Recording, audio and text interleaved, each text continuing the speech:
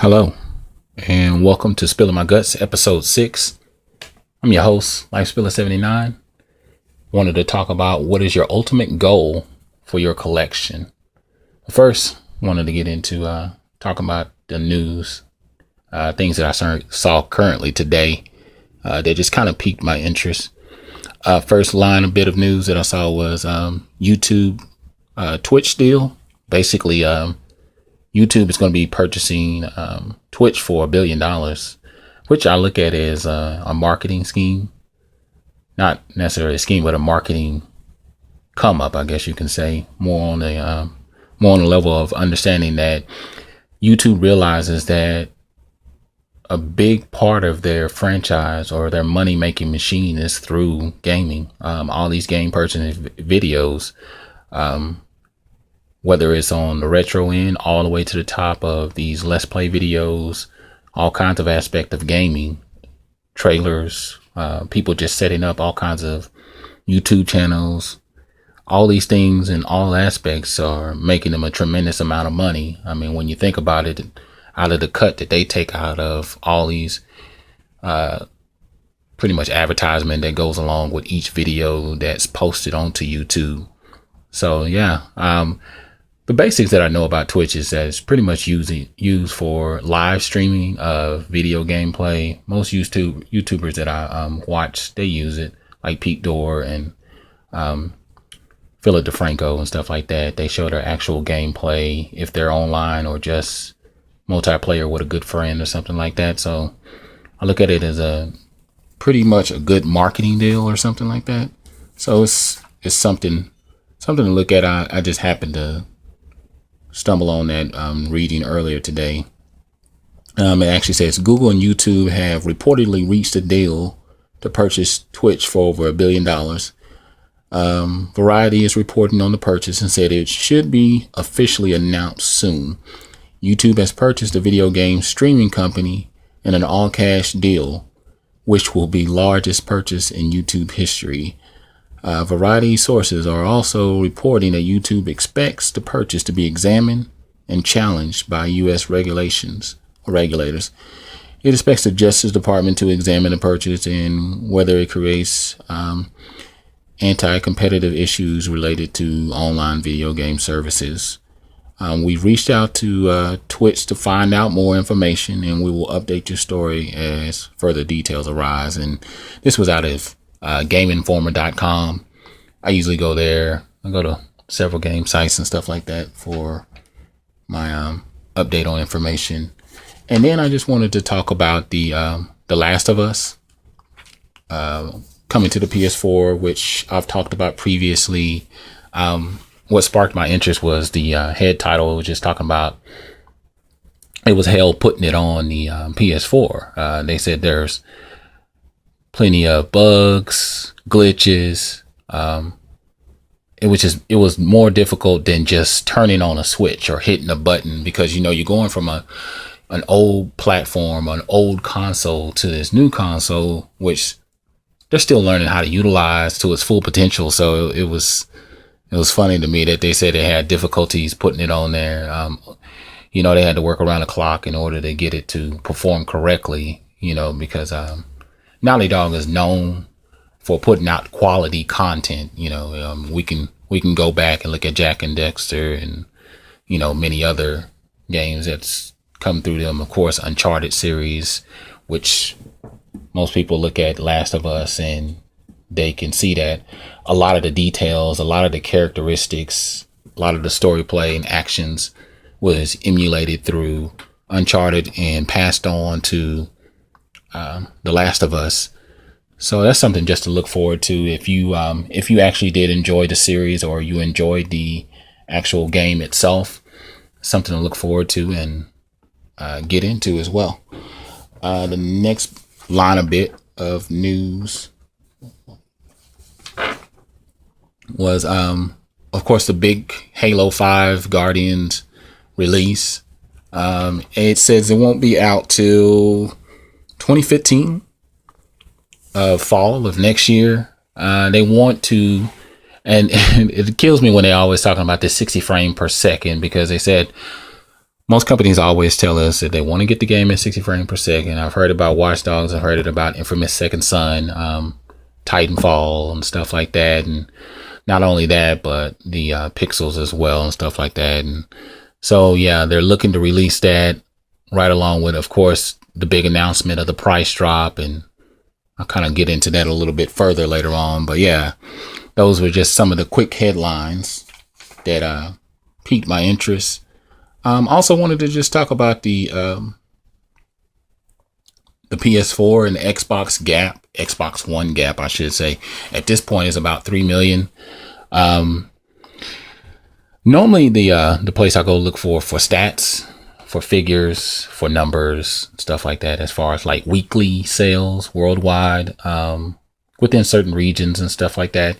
They hadn't updated it yet, and I'm thinking they're going to update it maybe tomorrow or something like that, or another day. But I do see the gap currently with the Xbox One selling 4.6 million consoles, and then of course we have the PS4 at 7.6 million.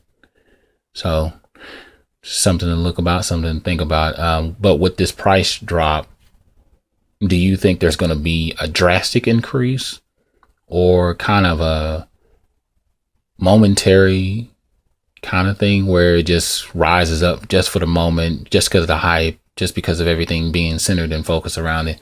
Is it going to make you want to purchase an Xbox One now that it'll be $100 cheaper without the Connect? And is it going to spark your interest in it? I mean, has anything changed ever since you heard the news? I mean, or if you're just hearing the news for the first time, how do you feel about it? Just give me your feedback on it. Leave questions and comments, and we'll have a discussion down below about the whole subject in hand. But yeah, just getting into the topic that I wanted to cover on today. What is the ultimate goal for your collection? And when I say that, you can think about it in many aspects.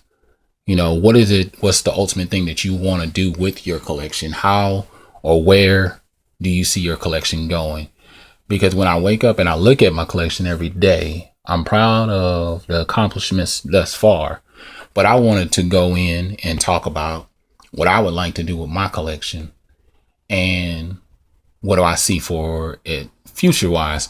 What I actually brought all this about was, I did my video chat with collections.com this weekend and got to talk to some of the same collectors or some of the same gamers, but then also a few people that I've been talking to for probably about a year, some 2 years. Finally got the video chat with them, or we did our video cast with them, which was really good. We do the video cast for like 2 hours, and then sometimes we do it after hours for like a couple more additional hours. So this time around we did it for like 4 hours, because we did it like 2 p.m. my time, and I think we got off just a little bit before 6 o'clock. So that pretty much takes you around a vast majority of subjects, discussions, how you felt about certain things. And what brought this whole subject on today was just based off of the discussion that we had in almost the last hour, where we just started talking about things that have happened to our collection along the way through childhood, teen years, and into our adulthood. And, people opened up and just talked about floods that have occurred, things of that nature. And I talked about some personal stuff where most of my collection was sold off because of my mother being on drugs and stuff like that. And then my grandfather, he sold off a part of my collection because of his gambling habits and stuff like that. So those were things that I had to do. It was my Super Nintendo that my mother sold off, and I just opened up to guys and I was just telling them about, I remember when Street Fighter 2 had first came out to the Super Nintendo, and one of my good buddies, his name was THY, he had just got his money for Chinese New Year, and he had got like a lot of money, and he decided, he was like, hey man, I just got Street Fighter, and I know how much you love it, and I know you got your Super Nintendo and everything, and And I would come over there almost every day to play it. And then one day I just asked him, I said, can I borrow it for a little while and then I'll bring it back? And I can't even recall how long he actually let me or allow me to borrow it. But I had it for such a great deal of amount of time. And I actually forgot all about it, that I even had it at one point. But then I came home when he asked for it back. Because at this time I was in junior high. And he was like, yeah, man, can I get the game back? And I was like, oh, yeah, sure. Because I pretty much kept everything in the same place. And I came home and all, my system, some of the games that I'd accumulated at the time were gone. I couldn't even remember what games I had at that time, but I knew they had some sort of sentimental value towards it, and it meant something to me. And so when that happened, it kind of severed our relationship because he asked about it. And I was like, man, my mom tried to act like somebody stole it. And she eventually came clean and told me, she's like, yeah, I sold it off and she needed the money. And she just kind of gave me that notion where she let me know what purpose she did it for. And it was for drugs. And, it was a lot of stuff that I just had to endure. And it was heartbreaking. But like I said, it kind of put that tide or that sever in our relationship. We were able to make amends, but I never told him the real reason. I think I just told him it got stolen or something like that and just kept it that way. And then down the road, I purchased a Nintendo 64. I actually bought it with my own money. At this time, I had a job, and I've told this story before about having a job and getting a Nintendo 64. But yeah, I pretty much saved the money myself. I think at the time it was $200-$300. I couldn't even remember. And it was just a system and a console by itself. And I had to save the money to get Super Mario 64. And, I had that system for over a year. And I used to just rent games because the games were so expensive, much like they are today. They were rather expensive. I think they were like $40 or $50 at the time rather than $60, $70 that they are now.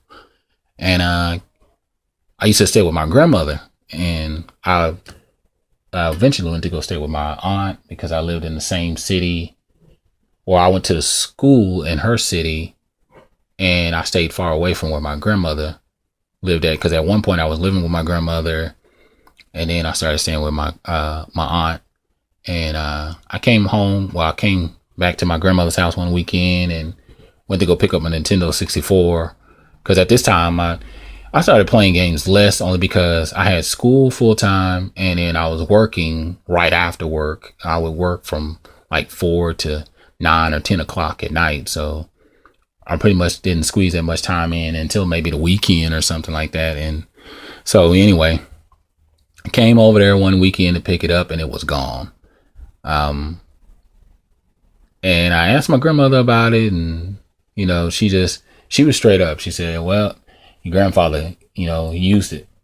He used it for gambling money and never seen it again. Now what was awesome is that my uncle did replace my Super Nintendo. And I think I eventually replaced the Nintendo 64. No, I never did. I actually, after that, I was kind of done for a little while, and I think I ended up buying another Super Nintendo, because the Super Nintendo I got now is like my third one. The first one I initially got, and then I went and bought one after my Nintendo 64 and just racked up some games with that. Some pretty awesome titles at that time. And then the Nintendo 64, I didn't get that again until like 2001 or 2. That was like shortly after I got the PS2 when it first came out.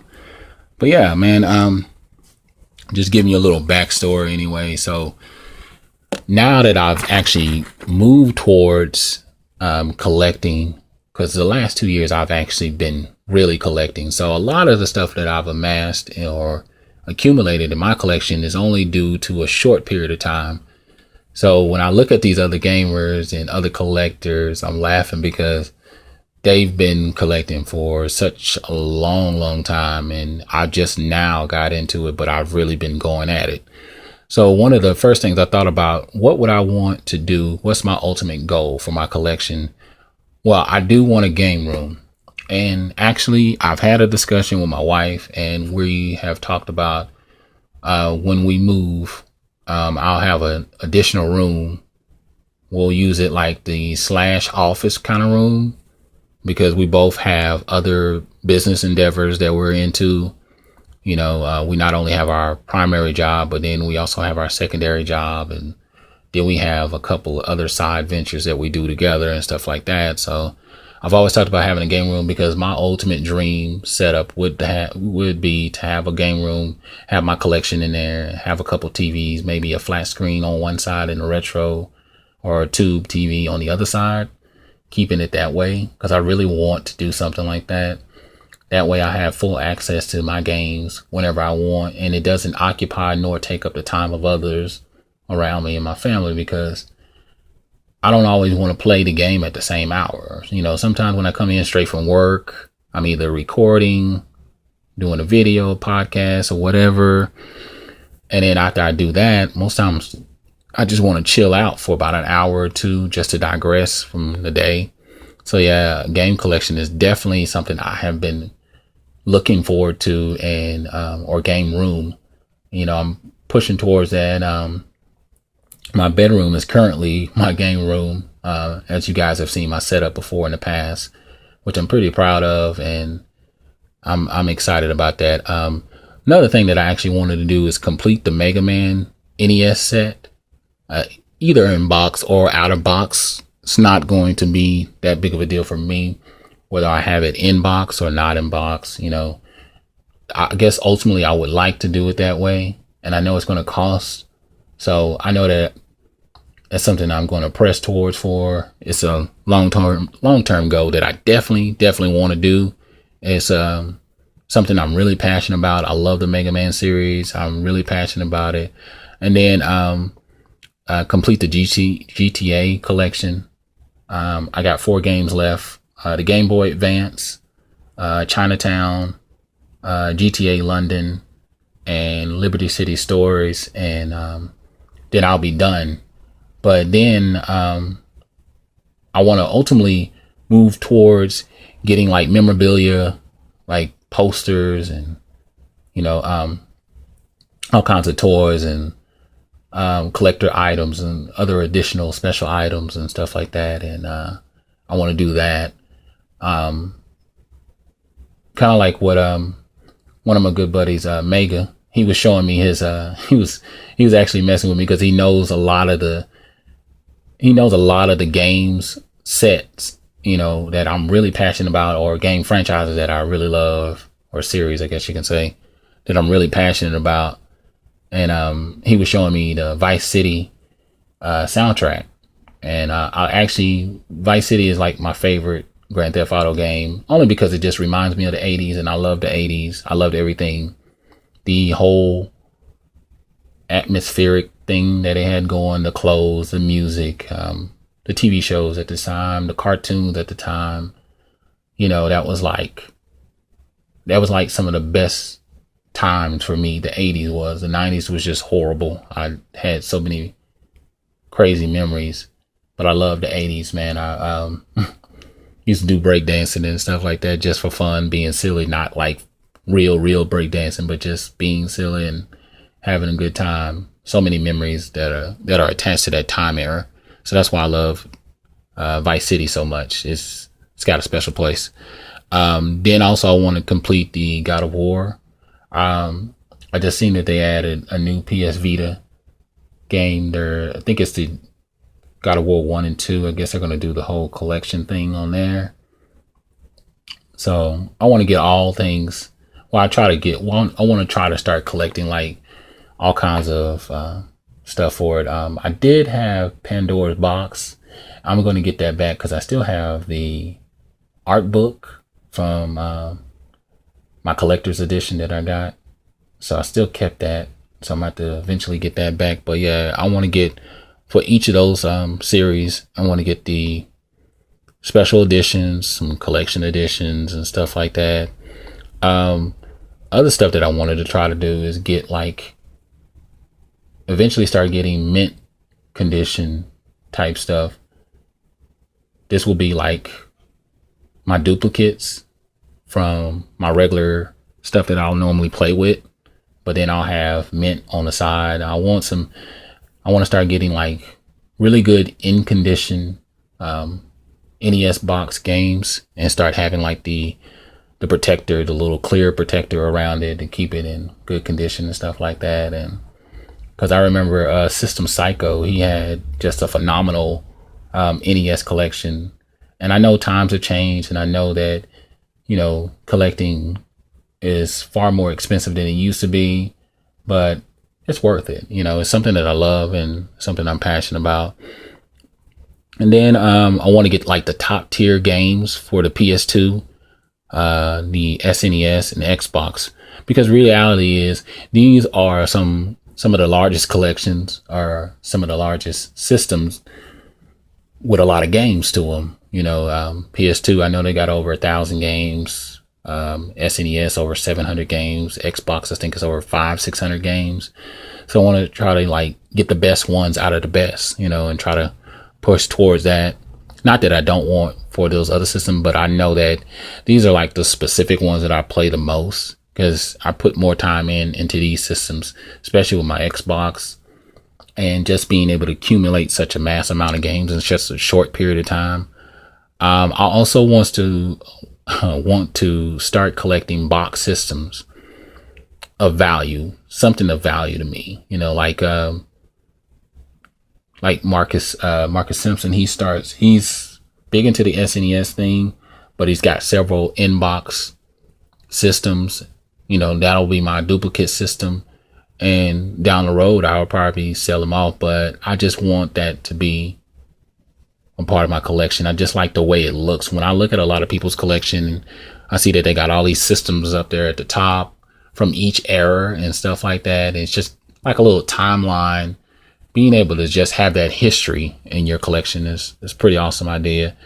You know, of course, collecting toys and stuff like that I can put on my shelf, and from different franchises, like the little Mario pieces and Sonic, Dead Space, all kinds of action figures and whatnot, because I like all those things. Some of them in box maybe, and then some of them just on display, and maybe put like a little light inside of my shelf so where it'll be more lit and you'll be able to see all the stuff that I've accumulated over a certain period of time.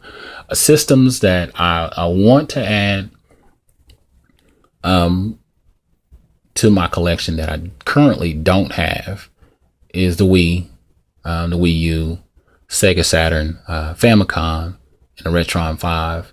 The Famicom, I definitely want that really bad. Just because I want to cross over, and that's another thing. I want to cross over and start doing imports. I see my good buddy Dave, he's starting to do that now, and I know they're expensive and they're not easy to get, but it's just something to press for. And then just going out to rare items that not a lot of people have heard of, or not a lot of people have purchased. You know, just being able, almost having those bragging rights, being able to say you have that in your collection, which is pretty cool. And then selling off unwanted titles. At this point, I try to play like every game that I got, and at least dedicate a certain amount of time to each of those games. But reality is there are a lot of games that I got that's just they're there, and they're not really like the top tier games, or some of them are piss poor, and it just makes you feel like, oh, just games you regret purchasing.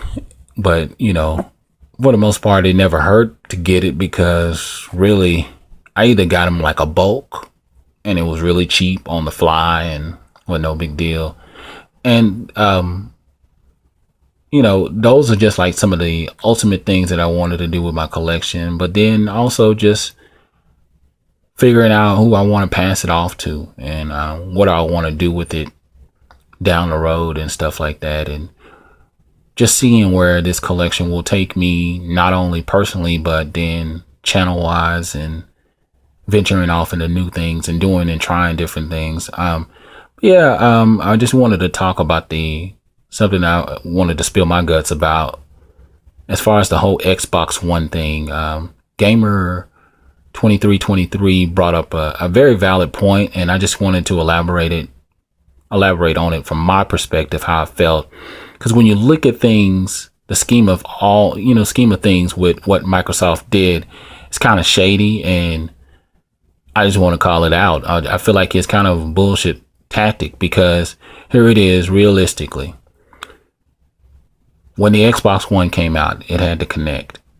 So a lot of people, new generation, new hype, new instincts, all these ideas, possibilities, the adrenaline is rushing through the body. You want to see what the next thing is. I mean, it's just like with the iPhone and iPad and stuff like that, and any new additional chip that may come with the PC, or being able to add on additional RAM. And now we're dealing with terabytes. We used to deal with gigabytes. Now we're dealing with terabytes.